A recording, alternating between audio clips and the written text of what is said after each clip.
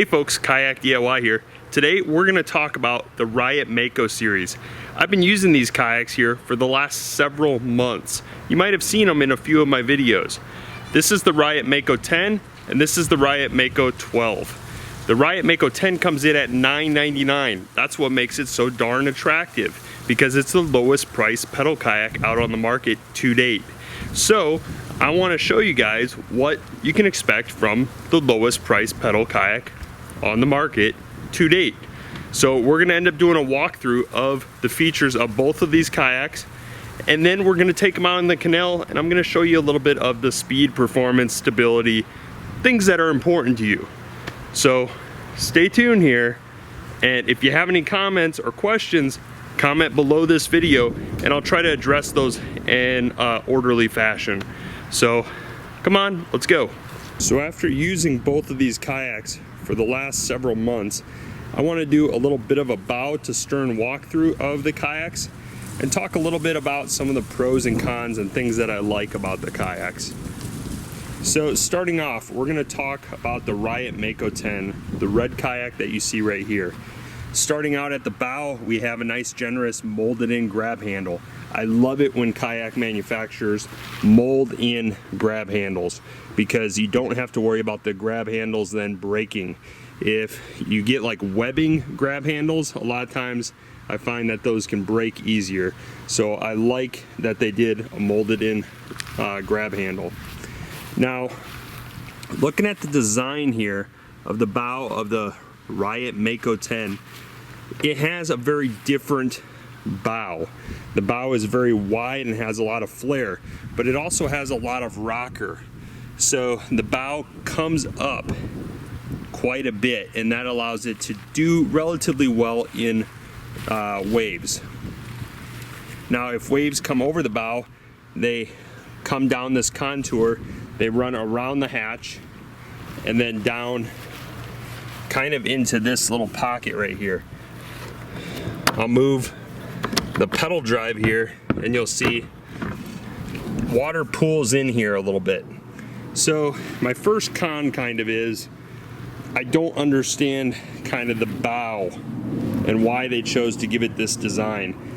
I understand the bow of the Riot Mako 12. It's a very usable bow, and we'll get into that very soon here. But it has a nice front and rear or front recess tray. It has an elevated hatch. I get that. On this particular model, I don't quite get what they were trying to achieve with this design. So you have a nice hatch here, but you know, you can pack stuff in here, but if it slides out of position, it could be a little bit of a reach to get to some of it. Now, you do have this drop down area here, and it does help out quite a bit with preventing stuff from sliding too far back. Now, I just pressure washed these kayaks, so you can expect to see a little bit of water in the hull. Actually not too bad. So that's a good sign. But inside here, you have a pretty good amount of space to put some like dry bags and such. And you got a little tackle box and like a little bucket here for putting some of your gear. And it has a nice little twist and stow lock. So I like the hatch here. I just don't quite understand this design here a little bit with what they were trying to achieve. I feel like this bow area could have been utilized a lot better. Maybe something like this where it's a little bit more user friendly. And if they weren't going to go with the recessed tray in the front, maybe they could have just made the hatch a little bit bigger. So both of the Makos have this little notch here and a way of locking down your pedal drive.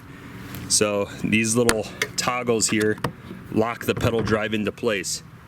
So that's kind of user friendly in a sense that when you're going through the surf or if you're paddling out, you can actually lock your drive in place so that way if you flip over, you don't have to worry about losing your drive, because a lot of people going through the surf for surf launches don't use a pedal drive.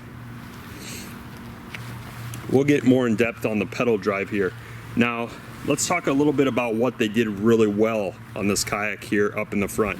So I like that they have these rod holders here. When you're standing and fishing, it's nice to be able to drop your rods right here and here. I really like that. I also like that they put track mounts up here on the front. Then you can mount things like cameras and other accessories. Here we have a little cleat to be able to cleat off our anchor trolley line. You'll see that there's an anchor trolley that runs along the side of the kayak. You also have one on the other side of the kayak. So on both sides of the kayak there is an anchor trolley. What else that they did that was really nice is really large scupper holes. So you'll notice these large scupper holes here. And they have these little foam plugs that can plug up those scupper holes. And the foam plugs work quite well. But this kayak, for the most part, and that kayak over there, the Mako 12, drain incredibly well. If waves come over and they end up in the cockpit area, the water does not stay in the cockpit. It drains out very well. There is that little bit of pooling, as I said, where when water comes over the bow, it ends up in this little pocket area here. But aside from that, water does run off and it ends up into here, and then it runs out of those very large scupper holes. Now, you'll notice that too, it has these large tracks on the sides. These large tracks on the sides have molded in handles, grab handles, and these are aluminum tracks.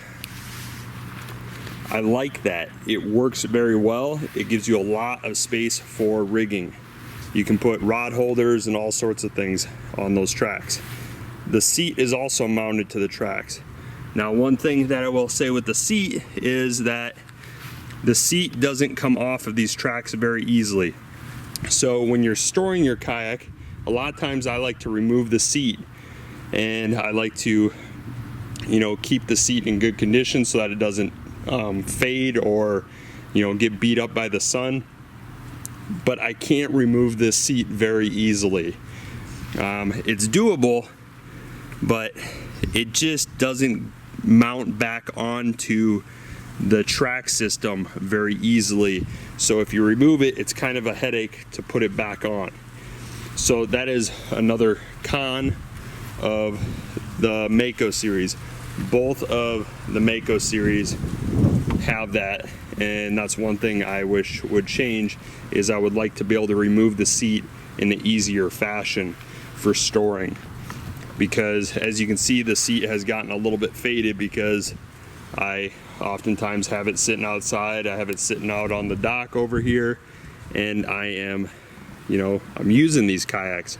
But I like to sometimes, with my pedal kayaks and my nicer fishing kayaks, I like to remove the seat, and I can't do it easily with this particular series of kayaks. On the Mako 10, remind you, is only $1,000. This is the lowest price pedal kayak on the market. But the Mako 10 here does sacrifice some storage here in the back. And so that's why I really wish they would have maybe kept the same type of recessed bow storage that they have on the Mako 12 and did that on the Mako 10, because on the Mako 10 here in the rear, we don't have a whole lot of storage. We can put a milk crate there, but that is about it. You put a milk crate there, you're taking up pretty much the whole entire space on the back of the kayak. Now, you have these nice, generous track mounts here on the sides, which I do like. The rod holders are nice. And once again, this thing drains very well. So if water comes over the bow, it drains out of this really large scupper hole here. And that works incredibly well. Also, if water comes from the seat area, it does have a little bit of an opportunity to come down and drain into this scupper hole as well, or drain into the front. So water doesn't pool under the seat very well either. This kayak drains pretty darn well, and that's what you want to have with a sit-on-top kayak. So going to the rudder system. So with the rudder system here, you got nice metal cables, so these aren't going to break anytime soon. The rudder can actually stow with this loop, so you can actually lock it down in place with the loop for transportation, and then you can pop it off like that when you want to end up using it. Now you got these little pull tab balls here on each side.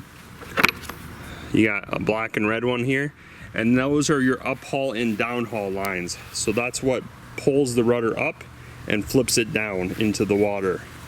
And that mechanism works quite well. So they've done a good job with that. Now, one of the features that they are very proud of is the fact that their rudder system, the hand controller, is track mounted, and it can be put on either side relatively quick. And I'll have to agree, it does work quite well in being able to be ambidextrous and go to either side. So here's a look at the rudder control, and that rudder control is what turns the rudder. So if we turn the rudder here, the rudder turns in the back. So that's kind of a look at the Mako 10 here, and we'll get more in depth on the pedal drive probably when we're in the water here. So let's go and look at this Mako 12. So the Mako 12, in terms of design, I like it a lot. A lot of it makes sense, and as I had said, the one biggest con for me on the Mako 10 is the fact that there's not a lot of storage that I find highly usable. You know, the rear tray is kind of small, and the front bow area, I just don't find it as practical for storage. It's doable, but I like to quickly be able to access my gear, and I find that this hatch for a front hatch is just slightly small, and I don't know. I found myself craving a little bit more storage with the Mako 10. But for someone that doesn't need a lot of storage, the Mako 10 might make a lot of sense. And I will say it's a very convenient size to be able to get out on the water quick. You can easily transport it with relatively small vehicles. So the Mako 12, you'll notice a very aggressive front rocker. This thing cuts through waves beautifully. And you'll notice even in the front bow here, how it slopes down. That's so that water that comes down here can immediately go right into the scupper hole here. And the hatch is actually raised up so that you don't have to worry about water getting into the hatch space. You got nice bungees here to strap down gear, and you have track mounts on either side to be able to add some accessories like maybe camera booms and stuff. Over here we have some front rod holders, and I love it when the kayak manufacturers put rod holders up in the front, because as I said, if you're standing and fishing, you can drop your rod holder right there in the front and switch between rods. We have the same type of mounting system for the pedal drive. So when we are going through like the surf or so, you just lock the pedal drive in place and it's not going anywhere. And then when you want to use the pedal drive, you just slide these little locks here out of place, and you can grab the pedal drive and drop it into the drive well.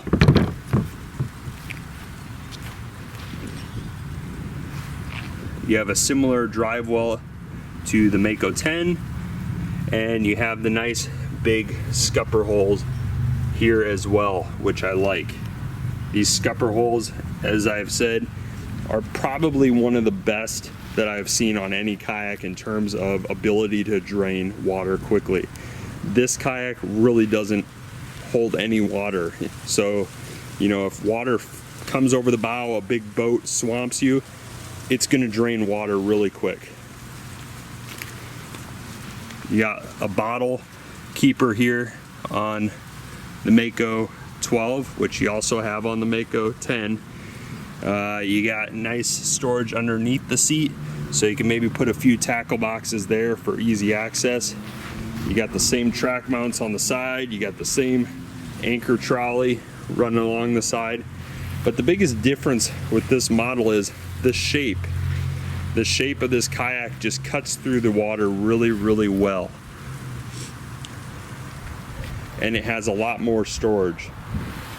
So for the added 2 feet that you get from this kayak versus the Mako 10, I feel like you get exponentially a lot more storage.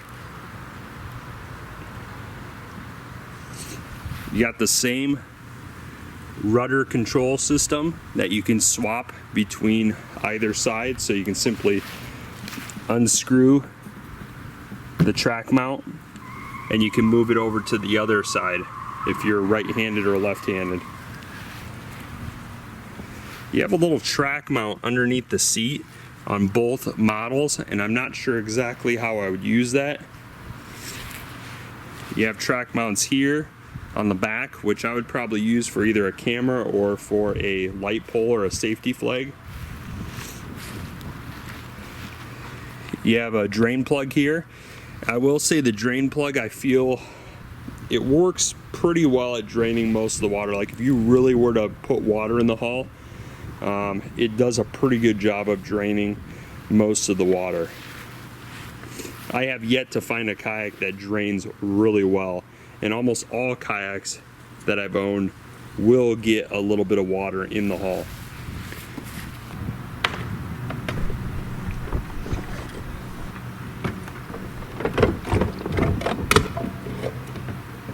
So it locks into these posts right here, and then these just twist over top. We then have to put our rudder down. So our rudder is currently in the up position. To put it in the down position, we grab onto this little black ball here.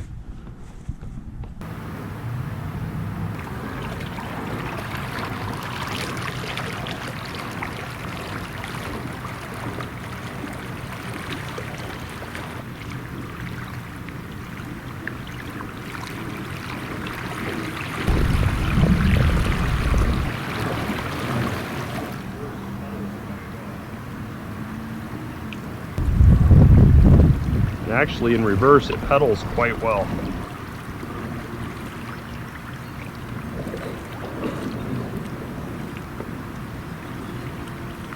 The turning radius is okay, but it could be a little bit better.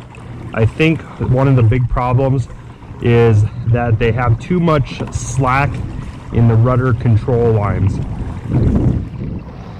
So if you look back here, the rudder control lines have quite a bit of slack in play, and I think that's what causes it to turn a little bit wide. So one of the things that I like about the Mako 10 is also one of the things that I dislike about it. You'll notice behind the seat there isn't much kayak. The seat is pretty far back. That is nice because I can easily reach everything behind my seat. The problem is there's not much flotation behind my seat, so my 200 pounds of weight is sitting very close to the stern of the kayak, and that makes the kayak slightly unbalanced in terms of weight distribution. The seat is only able to adjust roughly 6 inches forward and back, and I can't really put it much further forward because then I'll be kind of uncomfortable in terms of pedaling. So I need to have the seat further back.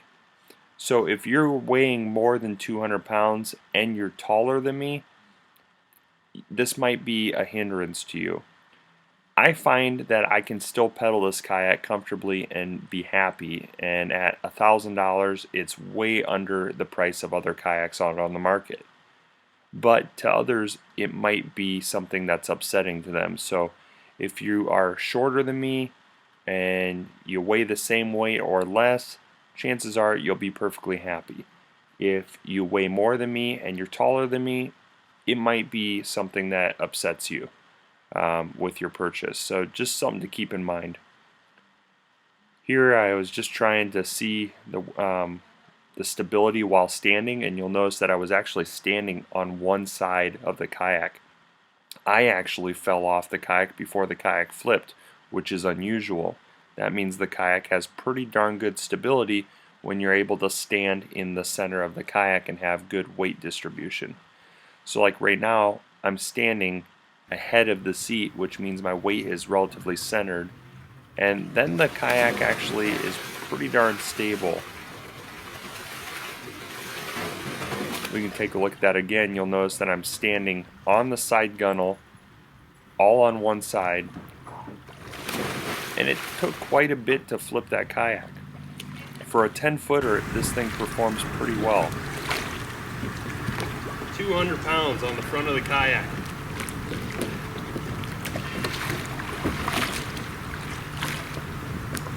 I'm no acrobat. I'm a 200-pound redneck from Iowa. So it's a pretty dang stable kayak for a 10-footer.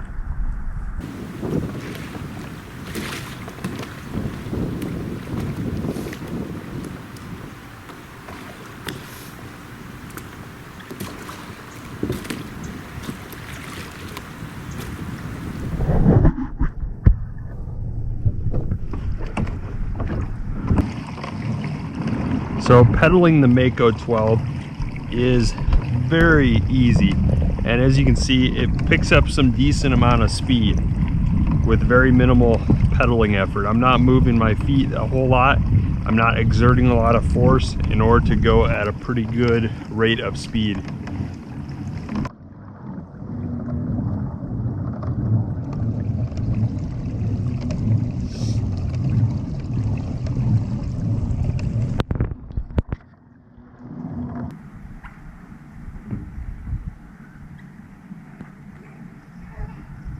So there I'm way outside the gunnel, way outside the gunnel.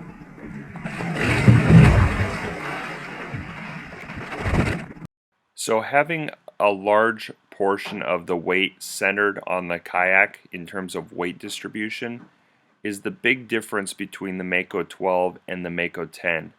The Mako 12 has a lot more longer stern, and so there's a lot more kayak haul behind the seat and consequently more flotation. Therefore, when I'm leaning and trying to flip this kayak, it performs a little bit better in terms of stability because I don't have all 200 pounds of my weight sitting on the stern. It's more evenly distributed through the hull. So unlike the Mako 10, the Mako 12, it really stables out well. You'll notice that the bow doesn't come out of the water like it did on the Mako 10 because my weight is adequately distributed and more balanced. The weight isn't sitting all in the stern. So both of these kayaks I have not customized. These kayaks are straight from the factory, and they're basically what you can expect in terms of performance. It's taking me minimal effort here to get up to a good speed. You'll notice that the drive has a slight side-to-side movement when pedaling, but that's relatively normal in pedal kayaks. Even my Hobie kayaks did that. On this kayak, the Mako 12, the steering control lines were a little bit tighter, and that allowed me to have a little bit better steering. On the Mako 10, the steering control lines were a little bit loose, and that caused me to have a little bit of a wider turn radius. So I suspect if I were to shorten up the steering control lines on the Mako 10, I would be able to get as good, if not better, steering. Pedal drive is actually open to the water, so water can go in here. Here's a look at the pedal drive. The pedal drive weighs roughly 7 pounds or so. It's ultra lightweight, corrosion resistant. It's made out of aluminum and polymer material. It actually is designed to be open to the elements, so water can actually go in the drive, and it's like water lubricated. It's saltwater ready. Everything inside is corrosion resistant. I did notice though that the screws that hold the pedals onto the drive had a little bit of surface rust. So I don't know if that will get worse or not, but it's something just to note. In terms of flipping, well, once again, whether you're standing or whether you're sitting, I'm leaning quite a ways outside of the gunnels there, and it took a lot to flip this kayak. So I'm 200 pounds, 6'2", and in terms of performance, that is kind of what you get with the Mako 12 and the Mako 10. And hopefully you enjoyed this video, you found it useful, and if you did, please give it a thumbs up or share it with friends. In the video description, I'll have links to these kayaks so you can easily find them if it's something that interests you. They certainly come in at an attractive price point, and that's why I wanted to share them with you. Thanks for watching.